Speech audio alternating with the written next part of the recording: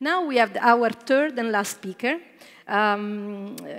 We know trends, tools, and resources.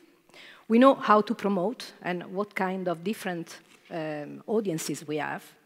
Now what we have to do is to become practical and to do some adaptation of what we learned so far. I would like to invite our third and last speaker, Mathias Noschis. I hope he's said well. Who's the founder of Alphapanda, a film marketing agency specialized in digital. Mathias has 6 years experience, professional experience in E3 PR, advertising and branding. He will share some of his latest projects where we can get ideas and tools. And all of these projects and ideas, we can definitely adapt them and use them for children film and TV content. I would like to give the floor to Mathias, and thank you. Thank you. Now, what is film marketing? Film marketing is any activity that assists a film in reaching its target audience at any time throughout its life. It's a very simple definition of film marketing. Basically, there's two important concepts in this definition. The first one is the target audience. When we talk about kids' films, kids' films are particularly interesting because we're talking about the dual target audience.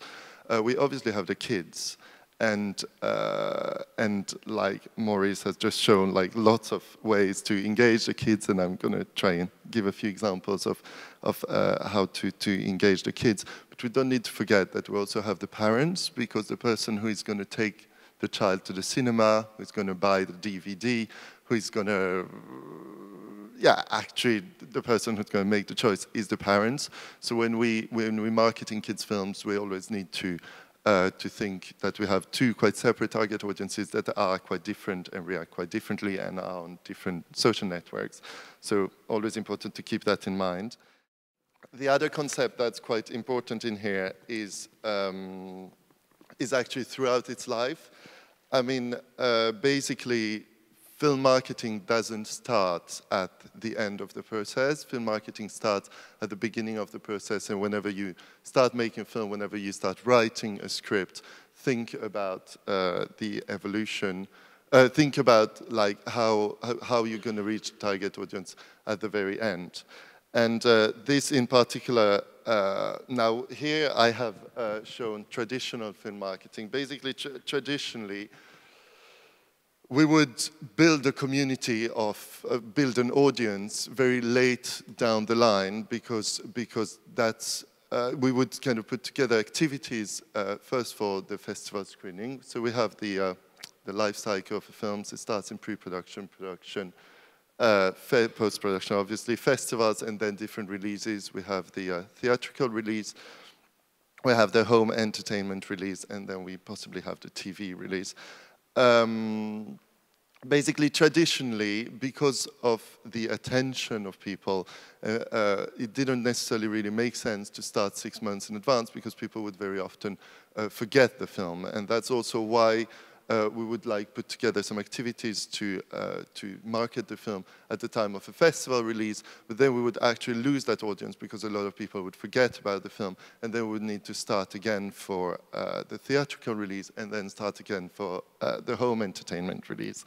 Now this has all changed because today we have social media, and so at the time of social media, this old film marketing chart that I showed completely changes, because now we have a place where the audience can actually, your audience and your audience become fans, can actually gather in one place, and so you can actually reach out to them whenever they hear about the film at whichever stage throughout the life cycle of the film.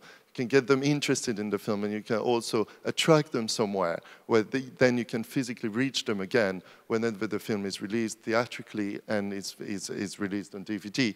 So basically, rather than just thinking, oh, I need to create awareness 2 weeks before the release of the film, now you can start very early on, and you should start very early on at pre-production stage already. You can do a little bit, and then obviously during the shoot, because that's when you start creating a lot of things. And so, how do you do that? You do that. Obviously, there's plenty of activities that can be implemented to get people interested to market your film, to create awareness, to attract them, to get them to participate. Because we don't have necessarily, I don't have the whole day, I've separated them into the 4 kind of major activities that you can do. These activities are PR, public relations, specific social media activities, viral or innovative marketing activities, so viral or guerrilla marketing, and then creative partnerships. So basically today I'm going to take you through these 4 type of activities and give you a few examples of things I've done and hopefully a few examples of what you could do. And then what's great about, I mean, the new technologies today and social media, and that's where, that's exactly what Christopher was telling us about, is that this is not only you putting together activities to kind of talk to this audience and your fans, but it's also that these fans can kind of interact back and they can actually feedback, they can feed into your marketing campaign, and you can actually really adapt to what they say and actually do the work together with them in order to be much more effective. So that's pretty much how now today the marketing at the time of social media works. And then here, obviously, you're building a mountain. So a lot of time will be spent in building this community the first time. But then for your next film, if you have done all this work, you end up at the top of the mountain already. So for the next film, rather than starting at the bottom, you start at the top. And then you can, your activities can be much more focused at kind of creating a dialogue and participation with that community rather than just building the community. So that's what's absolutely amazing. With social media, you don't need to start all over again every time, but you can just keep the ball rolling. So, I mean, adapting to this new model requires a little bit of a new way of thinking. First of all, as I was saying earlier, you need to start very early on, actually, in the life cycle of the film. And you can't just consider that marketing is purely the job of the distributor, but actually I think even the screenwriter should think about it early on. The second thing is you need to be creative. Obviously, you always need to be creative, but you know, whenever I work on a film, I always start with a long brainstorm, a couple of bottles of wine. Oh, we had the kids' film festival, cranberry juice, and a few creative people around the table, and really try to identify all the strengths of the film, and how, because how the web works today is that internet is constantly looking for content. And we are very lucky in the film industry because we're constantly creating content, because around the film you've got so many things that can be considered to be content that can interest someone out there. And so if you're kind of creative and you realize the strength of what you have between your hands, you can build incredible marketing campaigns with not much money necessarily and more like creativity. Then if we're talking about quite a long time, we're talking about, you all know how long the film's life cycle can be. So if you need to plan a campaign by keeping the audience engaged for 6 months, a year, 2 years, you need actually quite a lot of planning and think in advance how you're going to feed the community and how you're going to keep the dialogue with the community on all the time. So you need to plan really a detailed schedule. And then the last thing is, and because we're in a financing forum, this also changes the way films are financed. I mean, maybe beforehand marketing would be only in the distributor's budget. Now I think it's really important that producers start thinking about it a bit and just anticipate the marketing costs, because actually the earlier in the life cycle you spend money, the less money you need and the more results you will have at the end. So for the financiers here, actually plan a marketing budget in your general budget when you're talking about production already. Now, I'm going to go into these four type of activities that I just presented. For each activity, I will show you examples of things I have done. The examples are mostly coming from bigger American films. Actually, I think they're still very relevant for independent European filmmakers because I've tried to choose examples that can talk to you as well, and then I'm also suggesting some ideas that are more specifically for independent filmmakers with not necessarily big budgets, but a lot of creativity. So for each activity, I've tried to basically identify 3 keywords that I think summarize quite well the the 3 hooks, or the 3 important concepts that I want you to remember about these activities. So let's start with social media specific activities. So what are we talking about? First of all, what is social media? I think both Christopher and Maurice have been talking about it, so I won't necessarily give you a definition. As we've seen, there is Facebook that tends to be the #1 social network out there. Now, what do I call social media activities? Social media activities are activities that involve users that are aimed either at building the community or at interacting with the community. Well, basically the three concepts for social media activities are, first of all, time. You need to realize that social media has a long time plan. Building a community takes a long time, so you can't just think 2 months before the release of the film. So you need to really plan things in advance, I was just saying earlier. The second thing is think participation. If you want your audience to be interested on social media, whenever you put together social media activities, they need to participate. It can't be just you telling the audience something. It has to be the audience participating in it. And then the third thing is reactive. The third concept is reactive. Be reactive to what your audience says. Maybe you've planned a very clear social media campaign beforehand, but then if you see that your audience is interested in different things, adapt it to what they're asking, and don't be too one-sided again. So now, 4 examples of social media activities that can be relevant for independent producers or distributors or filmmakers.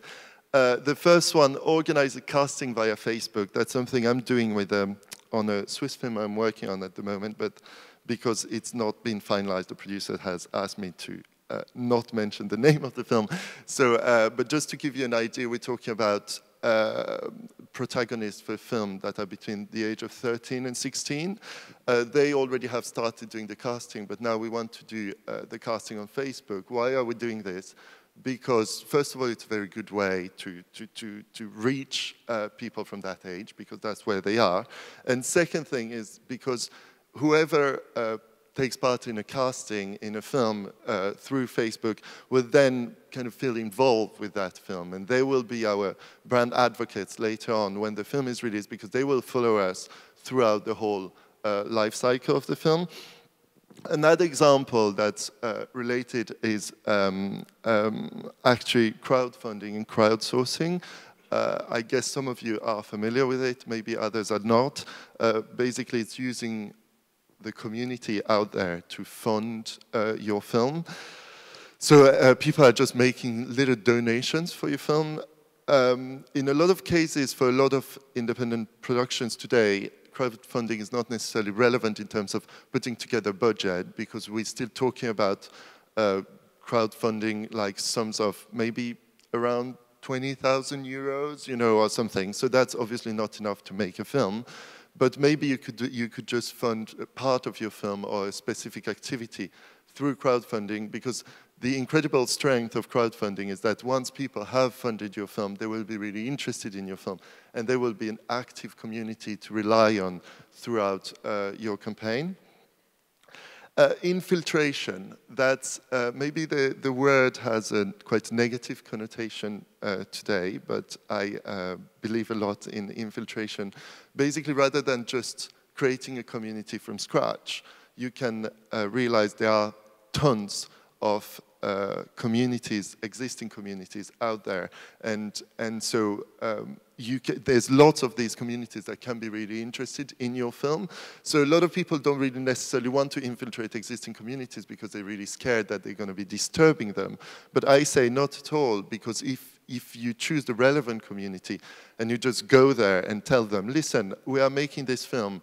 We have a little bit of material here. We have a couple of clips that we wanted to share with you. We thought that you could be interested in it. Let's say the film is about football. You go to a football community, kids who love football. They're going to be enthusiastic. They're going to be interested because you're giving them material that they're interested in. And so think, whenever you start a social media campaign, look at the communities out there, look at the fan pages that exist out there, and try to get these people involved. And then organize competitions. Maurice was telling you that it's true. Competitions are a very easy and strong way to get people involved. So whenever you can, think about organizing competitions. Now, public relations. So public relations basically is putting together activities for journalists or bloggers in order for them to talk about your film. So it can be very simple things such as sending them a press release and a trailer of your film, and they just publish it. It can be a little more complex, for example, suggesting them ideas on how to talk about your film or themes that are related to your film. And then it can be organizing an event, for example. That's why you organize a film premiere, in order to get people to come and talk about your film. When we're talking public relations, the three keywords would be content, first of all, because that's what I was saying earlier. On the internet, people are constantly looking for content. So give them content, realize that you have a lot of content, and give it to them. Newsworthiness. Journalists and bloggers are looking for news. So always think that, try and relate what you have to give them to something in the news. So maybe it's that your film is being released at a festival. Maybe it's because, I don't know, something is happening in the world, and so you want to talk about it. You want to get link your film to this news out there. It can be, for example, if you have a video, rather than just putting it on YouTube, maybe give it to someone first as an exclusive. So for them, it's news. It's something new you're giving to them as an exclusive. The third one is individuals. That's what Maurice was saying earlier. Think that when you're talking to bloggers, when you're talking to journalists, think that you're talking to a person and try to really interact with them as people. Now, a few examples. This is for Gulliver's Travels in Italy. Gulliver's Travels was a film for families.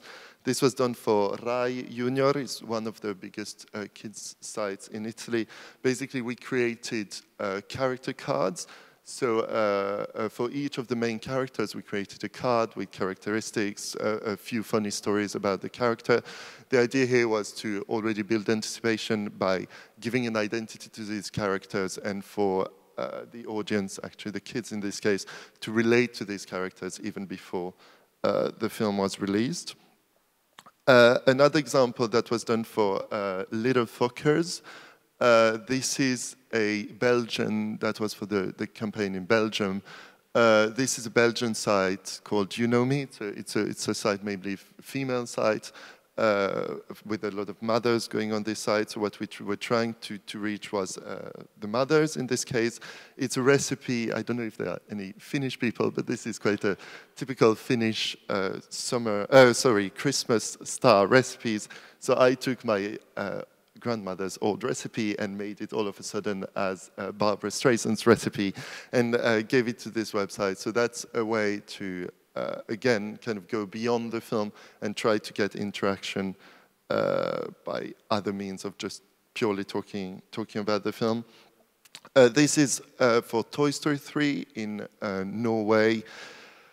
Basically, there are two activities that we did with, two PR activities that we did with Start.no, one of the biggest sites in Norway. One of them was a personality test. So again, that's something, as Maurice was saying, is something that really talks to kids because they like to kind of test, and then the result of the personality test would tell you which character of the film you are. And then something else that we did that was more aimed at fathers was playing Toy Story. We suggested to the journalists to compare Toy Story 3 with The Expendables that was being released at the same time. So, you know, very different films, and to play on that. Now, a couple of ideas for you, PR ideas for you. Organize a special premiere for young bloggers. I mean, there are young bloggers out there, depending on the age group you're trying to reach. There are already young people there who can be influentials, as we call them. Getting bloggers involved is a great way to already start a buzz, because they will then, you know, start the word of mouth. Another idea is, that's something we're thinking of doing with the film I'm working on, where one of the protagonists is a kid, is to actually give the kid a camera and to film some behind-the-scene footage, and then try and publish that on a kid's website to actually get like the behind the scenes, but from a kid's point of view. Creative partnerships. Creative partnerships is whenever you find a brand, an organization, a product, or service, and you associate with them by doing cross-promotional activities. The three keywords for creative partnerships are clarity, because you need we're talking about quite complex agreements, so unlike most of what I've talked about, that can be often just done through a phone call or a quick email. In these cases, I think it's a good idea to write beforehand everything down, so that everyone knows exactly what we're talking about, and you don't have any misunderstandings that could occur later on. Second keyword, I think, is interest. You should find a situation where it's in everyone's interest, not only in your interest to associate with a certain brand, but also in that brand's interest. And then that's where the values come into consideration. Think that whenever you're associating your film with a brand, nobody has seen your film yet, but people already know that brand. So the association in the audience's head is going to happen through values. And so it's very important that that brand, that product, that service, or that organization you're associating with is identified in the audience's head through the right values that you want to communicate with your film. Now, an example is, again, for Gulliver's Travels in Italy. And basically, we did a partnership with Guitar Hero, because the protagonist in the film plays Guitar Hero. You will often think, this is typically the type of cases where you will think that this was decided in Los Angeles 6 months before the release of the film. Not at all. I gave a call to Guitar Hero. I said, hi, would you be interested in a partnership for this film? Would you give us 2 copies of the game? They said, yes, no problem. A week later, we had on a youth site, Film Zone, and film site, 35 millimetri, we had these competitions organized with really good visibility. So often it can be really easy to create a creative partnership, and it's not as complex as you would think. Here are 3 suggestions for you. Very often with kids' films, the type of partnerships that can be interesting are non-commercial partnerships, so it's not necessarily with Guitar Hero or Kellogg's. You can also go for not-for-profit organizations. So, for example, get involved with clubs of associations out there. If you're making a film about a kid who plays, you know, some sport, get the associations out there who, you know, football, let's get football associations involved in the film, give them a free copy of the film. They've got impressive, often mailing lists, and they can mail information about your film to them. Email is still today the strongest, the most effective way of promoting something. Finding a media partner. Media partner is something great. I think there's the right media partner for every film, for every project, for every activity, because that's what's great about online. There are so many blogs that no film is too small to find the right media partner. When I'm talking about media partner, what do I mean? I mean a special website or magazine or TV program, depending on the film, with whom you create a partnership on a kind of longer term so that they will promote the film with different ways. For example, when I was talking about getting one of the kid actors involved in creating some videos or blogging, you could blog that on an existing media partner site. In that way, you won't need to create yourself or the search engine optimization things. You will already have a big media partner there that already has an audience. And the third idea is, obviously, I guess a lot of you already do that, but I need to mention it, educational material. That's fundamental whenever we're talking about kids' films. Try and find whatever your film is talking about, an organization, an educational body that can be interested in that, and start a partnership with them by giving them DVDs, asking for cross-promotion, things like that.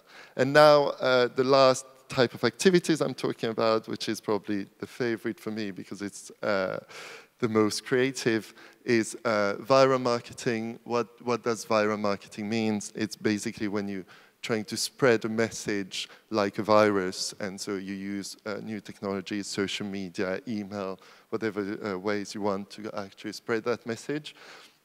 And the three keywords here are, it needs to be a very simple concept, because if you want people to spread it, they need to understand it straight away. It needs a lot of planning. That's what Christopher was saying earlier. You often think, oh, I just put it on YouTube and then it all happens automatically. Not at all. You really need to plan it in advance and to give it to the right people in order for that virality to happen. And then you always need a plan B, because you can't be sure that a viral activity is going to work. So don't base your whole marketing campaign on a viral activity. To finish, I'm going to show you this quite funny example of a viral video that I created for Piranha 3D in Switzerland. This is not a kids' film, but I hope it still can be inspirational. Basically, it's a fake news report saying that Switzerland has been invaded by piranhas. There's some pieces in French, but that are not subtitled, but I assume you're going to understand enough. Has Switzerland been invaded by piranhas? According to witnesses, man-eating fish have been spotted in Lake Geneva, Lake Zurich, and 6 other locations in the country. Although no major injuries have been reported, some swimmers seem to have been attacked by the fish.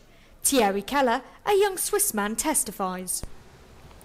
Bah, écoutez, j'étais en train de me baigner en fait avec des amis, et puis c'est là que tout à coup j'ai senti cette morsure. Alors bon, moi, je ne sais pas vous dire si c'était des piranhas, mais en tout cas c'était un poisson que j'avais jamais vu avant. Après j'ai même dû aller à l'hôpital pour un check-up. The Swiss sanitary authorities have indicated they will keep the general public informed of any development. Professor Jack Hissen from the University of Geneva analysed the situation for us. Nous ne savons pas comment ces piranhas sont arrivés dans les lacs suisses, probablement importés d'Amérique latine ou changement de biotope, ça me paraît peu probable.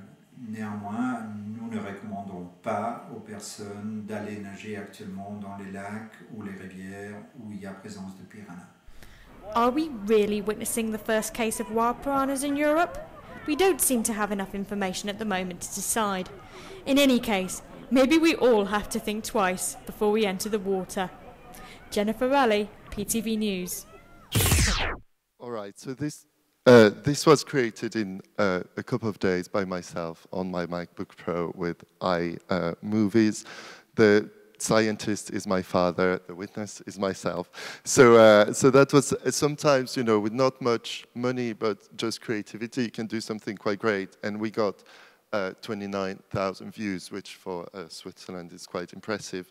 So, you know, sometimes if I can give you like 2 advices on how to create a viral campaign yourself. First of all, try to be current. That's often something. Try and follow what's in the what's fashionable, in particular with kids, because they can be very interested in what the new trend is. So if you want to create something that's going to attract kids, be sure that you're really interested and ahead of all the trends. And then the second advice that's actually obviously valid for viral activities, but probably in general for all of marketing, is try to go into the audience's head and try and understand what they're going to like, what's going to make them laugh. And in the kids' case, quite often we tend to, or people, actually I don't think we do, but I think a lot of people tend to really kind of simplify the children's psychology, whereas actually, if you really go into their head, and as we've just seen with Maurice, there's like lots happening, and actually at different ages they can be different, very different, and think in very different ways. So just go into their head and really try to understand what they're going to like, and that's probably going to help you to create something successful. So that was it from me. Thank you.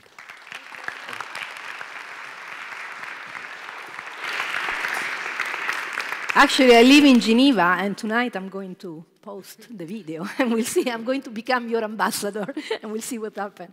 Okay, now we have few minutes of time. A few minutes for a Q&A. If you have burning question, please raise your hand, and we'll give you the microphone. Otherwise, I will ask some question to the speakers. Do we have anybody that wants to have a question? Okay, please say your name and to whom, of course, you're going to give the question to.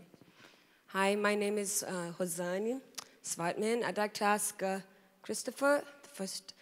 How much does, two questions in one actually, how much does a campaign like this for Nokia cost? And did you get any negative response for bonding to many different things, brand and help and aid in a campaign, and how to deal with negative response? Very quick.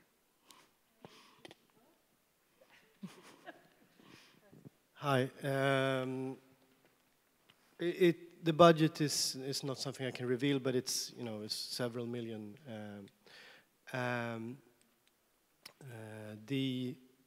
But that's of course because we did a global campaign with huge celebrities and stuff like that, and you can do it very cheaply and have your father be the professor. So the budget is really choose your level, like any film production. And then negativity, this was one of the most important issues when we did it, because we were, of course, doing a fake story about real problems, and that's emotionally and intellectually very problematic. What we found was that all the charities that we helped, Room to Read, Read International, and so on, they just loved it. They loved the attention they got and the help they got from the audience. So typically the negative response comes from people worried that other people will be offended, and very seldom someone who's offended themselves. So just do your thing, be honest, and deal with criticism and so on. But if you do it with love and care, people will not be offended. They may be worried that other people are offended. Thank you. We have time for other two questions, if anybody wants to do it. No? Okay. So I would like to know, first of all, for Maurice, how marketing for kids, how marketing campaign for kids differs from marketing to adults? I mean, do you find any difference in creating a marketing campaign for kids besides a marketing campaign for adults? Do you have to consider new, let's say, I don't know, ethical values, something like that? Yeah. Twofold, I guess. Firstly, for adults, you can be a lot more brutally commercial. So you can flog and really kind of push hard and really sell hard, but obviously with kids, you can't do that. Obviously with adults, you've got much more permission to act within a social media space. So again, with kids, obviously, if you're talking to kids under the age of 13, then you shouldn't be talking to them on social networks and on Facebook. So that's a difference. Kids, again, the games thing, with adults, the games thing becomes less relevant. And I guess all the kids' traits are very different when you reach adulthood. So kind of the way you talk to them and the way you communicate them becomes a kind of very different offering. Another question is for Mathias. We saw that the marketer job, the marketer profession, is losing the borders, meaning that the marketers now is becoming a sort of author, is sitting down in the pre-production and etc. How do you see this? What do you see in the future? Because I think it's becoming a new profession in a sense. What is your opinion on that? Well, it's interesting because I read quite a lot of blogs and websites of what's happening in America, and unfortunately maybe, but they're often quite ahead of us in some, and there's quite a lot of discussions there about saying that now the film marketer shouldn't be just called marketer, but actually called the producer for marketing and distribution, the PMD.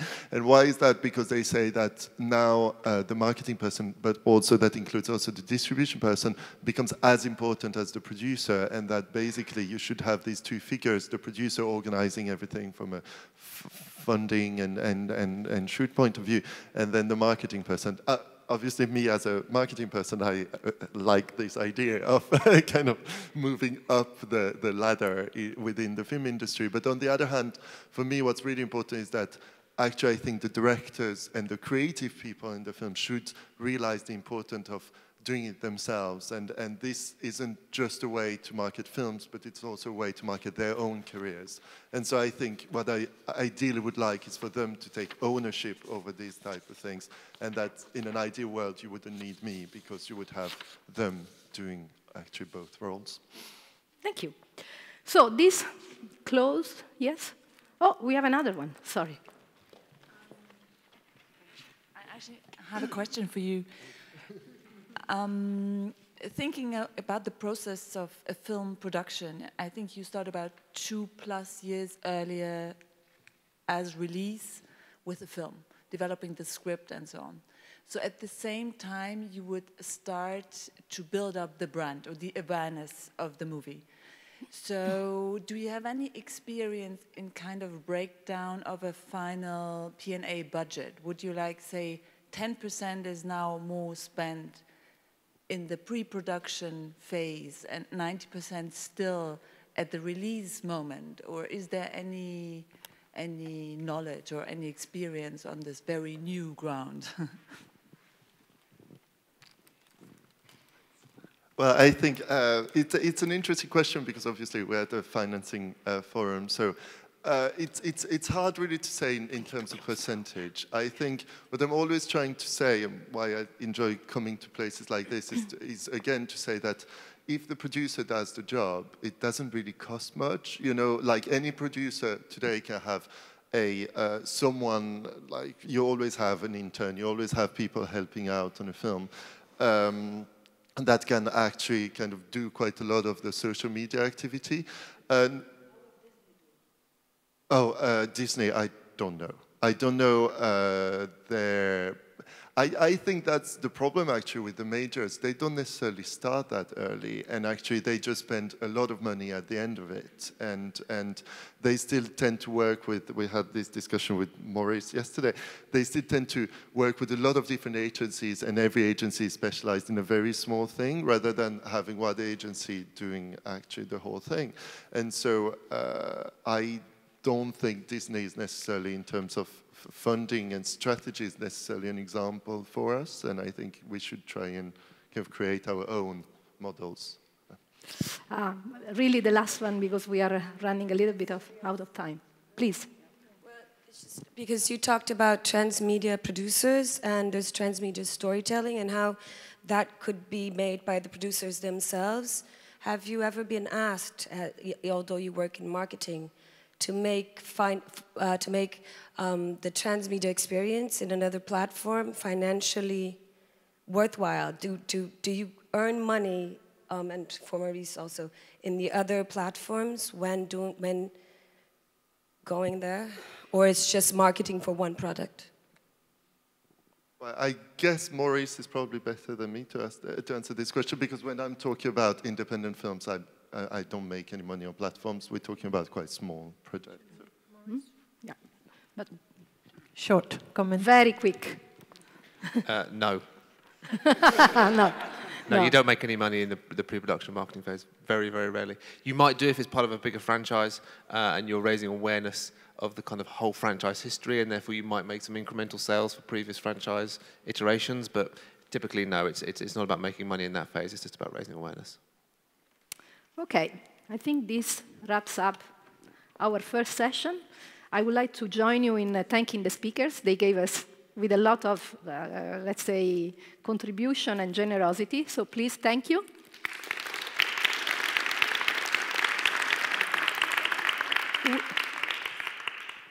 We have a few minutes for a coffee break, not long, and especially for Kids Regio participant. Yes, okay. Kids Regio. So another applause. Yeah.